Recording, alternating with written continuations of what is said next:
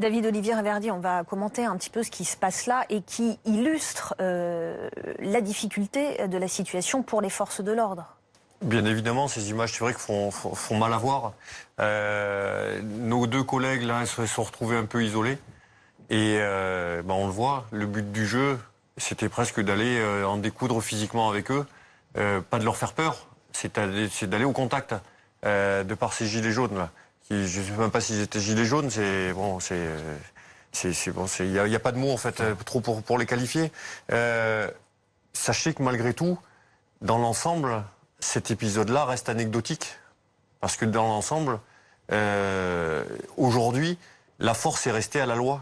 Dans bien des cas, que ce soit à Paris, mais aussi à Toulouse, à Bordeaux, à Montpellier.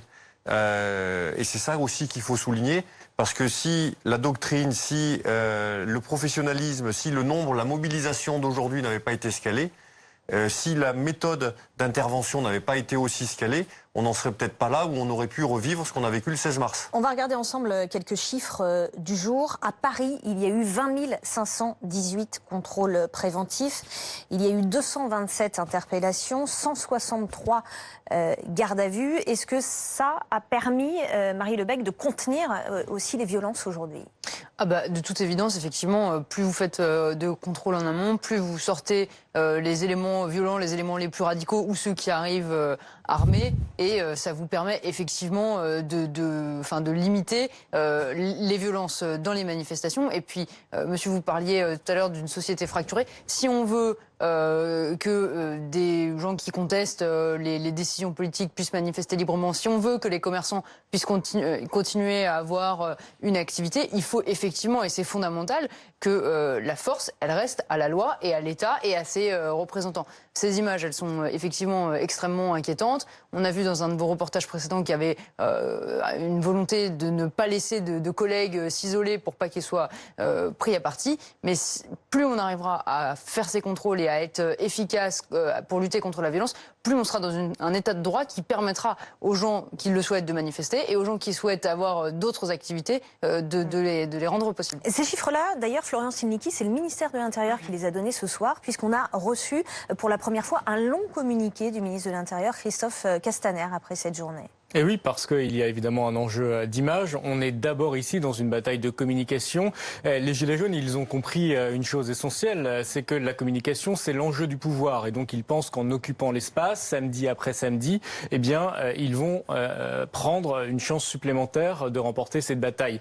La vérité, c'est que du point de vue du communicant que je suis, ce mouvement, je ne le comprends plus, si ce n'est qu'il profite, au fond, de la société du spectacle. Il transforme une contestation sociale légitime, cette nouvelle forme de mobilisation qui pouvait être intéressante contre les partis et les syndicats, en une télé-réalité de la violence où au fond les plus médiatiques des leaders de ces gilets jaunes, ce sont aussi les plus incultes, les plus injurieux et au fond les plus indécents. Et je crois que ça ne peut pas les servir et qu'ils ne sont aujourd'hui en rien en capacité de faire céder le politique pour une raison simple, c'est qu'ils ont cessé de dialoguer pour tenter de s'imposer. Est-ce que les Gilets jaunes, Laurent Jacobelli, est-ce qu'une partie des Gilets jaunes, et après je poserai la question à David Poulain, mais sont victimes de ces casseurs ? Bien évidemment.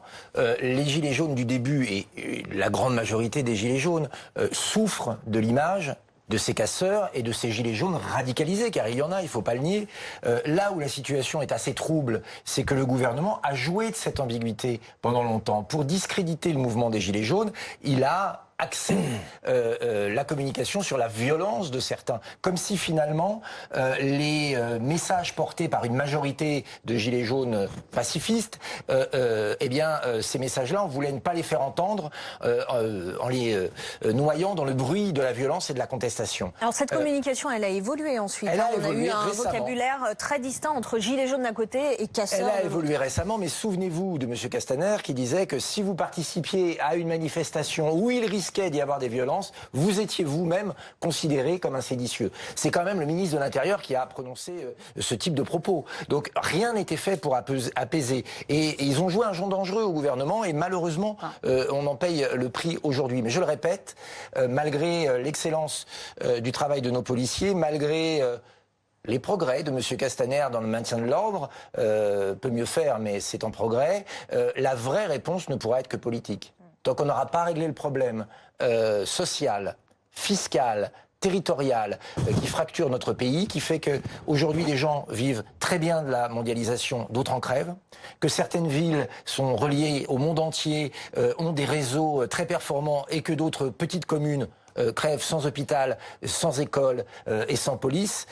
Tant qu'on aura des retraités à qui, au lieu de dire merci, on dit maintenant que vous êtes inutile à la société, on va vous ponctionner, tant que cela existera en France, eh bien il y aura des frictions sociales, quelle que soit l'expression. Donc il est temps de changer tout ça. Monsieur Giacomelli, juste à un point. En tout cas, ce qui est sûr, c'est